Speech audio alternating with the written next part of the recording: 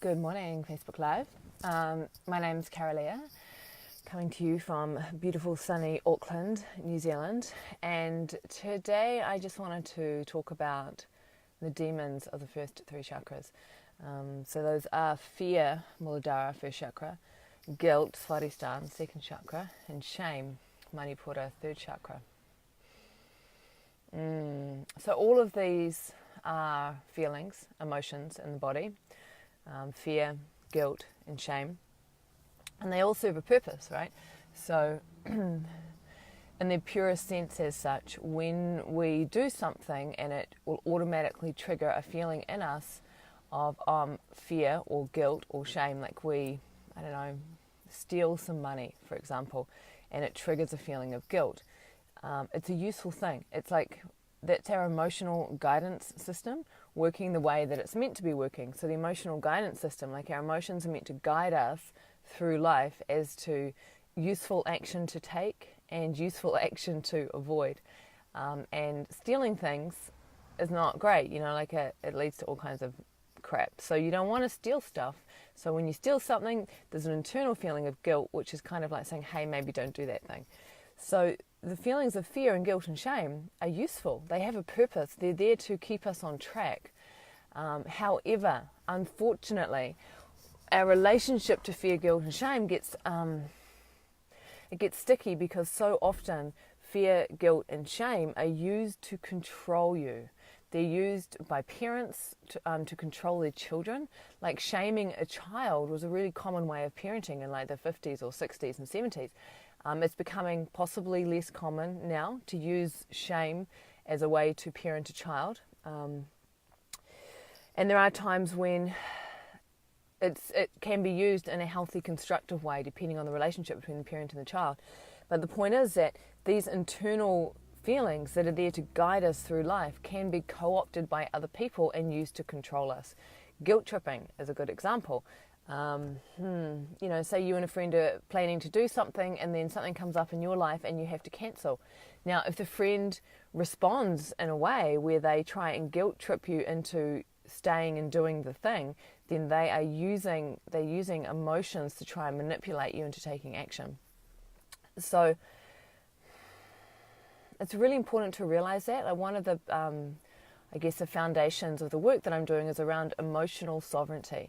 And emotional sovereignty is this idea of really owning your own emotions and not using other people's emotions to try and control them. Like not shaming people, not guilting people, not making people afraid of things in order to get them to do what you want them to do. And this happens more often than you might think. Like it's really, really subtle.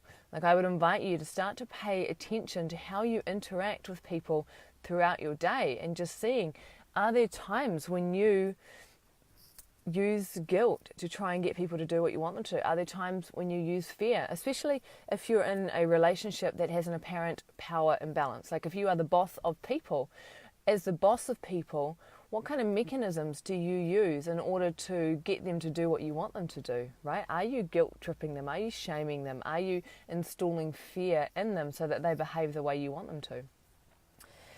So this is kind of like, these are the demons of the chakras, right? So when we are using them as a method of control, it's like we're using darkness as a way to get what we want, as a way to make other people behave the way we want them to behave.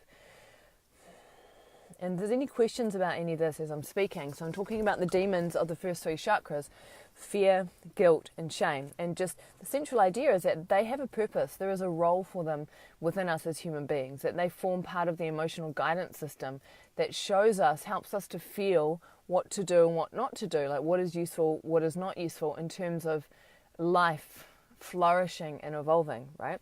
The danger of fear, guilt, and shame is that as human beings, we're fucking smart, and we've worked out that we can use the emotional guidance system in other people to get what we want, right? If someone is a person who deeply cares about other people, and it's quite easy to guilt trip them because they'll care about you so much and they want to make, a people pleaser is super easy to guilt trip. So easy to control a people pleaser. And that's it. Like once you work out what people's patterns are, then you can work out what you need to do to get them to do what you want them to do, right? And a lot of this behavior is happening unconsciously. And it really shows up a lot in relationships with power imbalances. So parent-child is a really awesome example of that. Now, as a child, if you are parented in a way that installs a lot of shame in you, like if your parents are using shame as a method of control, if your parents have a lot of their own unresolved, unfelt, unconscious shame, and they are unconsciously exporting it onto the child, right, which happens more often than you might realize, then what that means is that the child is having all of these really intense emotions triggered in them. They're having a huge amount of shame coming through. And as a child, it's really easy to conflate the emotion with the identity because there isn't necessarily enough self-awareness yet to separate the two out. So what that means is instead of a child feeling shame as an emotion separate from who they are, a child will feel as if they are shameful. I am shameful. And it's not very far to go from I am shameful to there's something wrong with me. And so if a child is in a toxic, shameful environment, this is where self-worth issues come up, right? Again, this is the demon of the third chakra, and the third chakra is all about self-worth. If the child begins to feel like all this shame all the time, then the next step is that the child thinks that there's something inherently wrong with them. And on the inside, psychologically, the child feels like they can't control their environment. It's like no matter what they do, they receive this shame from the outside, from their parents or their caregivers. And so if you can't control your external environment and you don't want to feel all this shame because it's fucking awful, the next step is that the psyche, which is there to really look after us and protect us, will start to develop these protection mechanisms to prevent us from feeling the shame, right? And for example, a protection mechanism might be disassociation, where you disassociate, you're no longer embodied and you're not able to feel the emotions that are moving through your system. Another protection mechanism is to begin to shut down your ability to feel, to develop a tough exterior, to just trying to feel into this. Sometimes self-sufficiency, a refusal to allow oneself to be vulnerable. All of these things can start to become defense mechanisms as a way of avoiding feeling the shame as a child.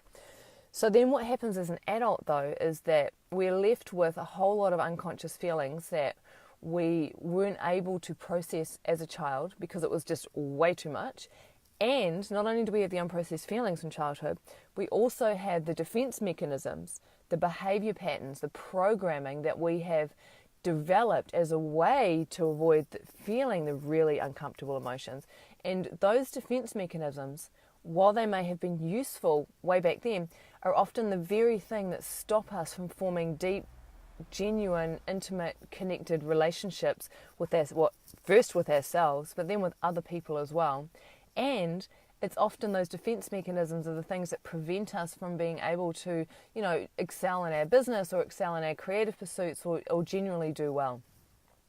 So that's kind of what happens. Like as a child, those demons of the third chakra, fear and guilt and shame, all of us will to some degree carry some of that in us as we grow up.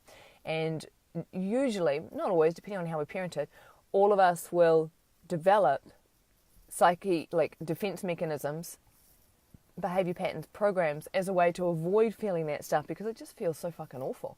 So as an adult then, our job is to really start to become aware of ourselves and start to notice what patterns are running that we no longer want to run. And then once we start to observe those patterns and start to uninstall those patterns using whatever methodology works for us to clear them, then we'll often have to feel the unfelt feelings from childhood and clear those out as well. And in general, this is the work that I do with people in my one-on-one sessions, and this is the work that I do with people on retreat, particularly the great emptying out. Like when we're speaking about emptying out, it's like, well, what are we emptying out?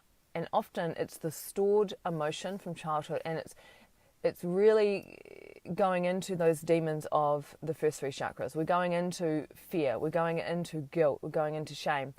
And what we want to do is, because often we're afraid of those feelings. So we're afraid of feeling the shame, we're afraid of feeling the guilt, we're afraid of feeling the fear. Because the sense is, if I have all the shame inside of me, then that means there's something wrong with me. If I have all this guilt inside of me, then that means I'm a bad person. If I have all of this fear inside of me, then that means I'm a coward, for example.